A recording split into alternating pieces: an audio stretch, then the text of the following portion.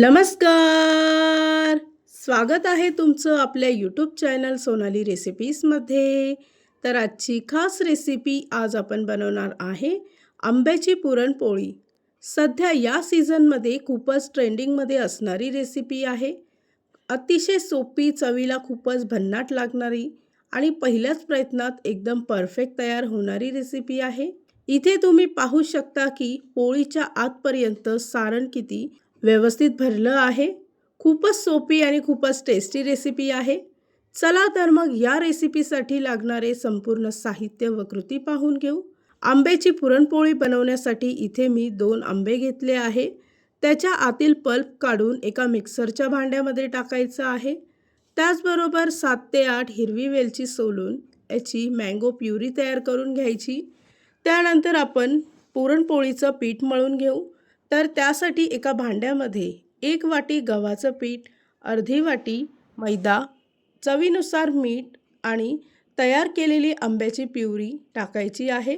इथे मी अर्धीच आंब्याची प्युरी घेतली आहे. त्यानंतर पीठ मळून घ्यायचं आहे.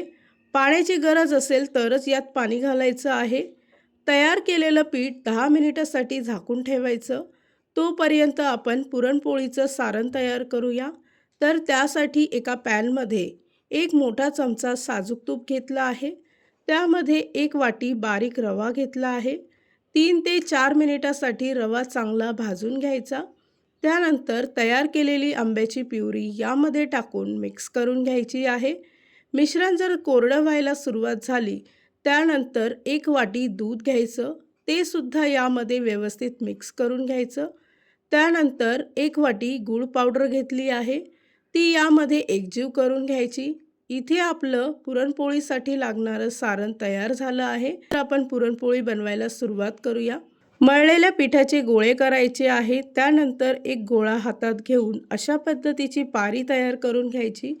त्यामध्ये मावेल तेवढं सारण भरायचं आहे आणि हलक्या हाताने गोलाकार आकार देऊन प्रेस करायचं. पोलपाटावर थोडंसं पीठ टाकून मध्यम आकाराची आंब्याची पुरणपोळी लाटून घ्यायची आहे. या रेसिपीसाठी लागणारे संपूर्ण साहित्य व कृती मी तुम्हाला डिस्क्रिप्शन बॉक्समध्ये दिले आहेत, तर तुम्ही तिथे जाऊन चेक करू शकता.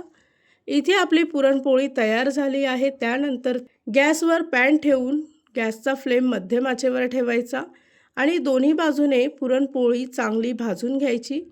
पुरणपोळी फुलली की त्यावर साजूक तूप लावायचं आहे व अशाच प्रकारे मी बाकीच्या पुरणपोळ्या इथे तयार करून घेते. तुम्ही इथे पाहू शकता की पुरणपोळी अगदी छान फुलली आहे. ही पद्धत वापरून जर का तुम्ही पुरणपोळी तयार केली ती अगदी अशाच पद्धतीने तयार होईल. तयार झाली आहे आजची खास रेसिपी. खूपच सोपी व चविष्ट आंब्याची पुरणपोळी.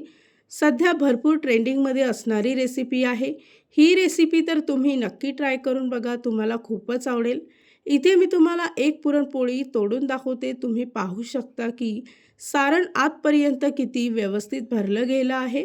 जर का तुम्हाला हा आजचा व्हिडिओ आवडला असेल तर प्लीज लाईक, शेअर आणि कमेंट करा.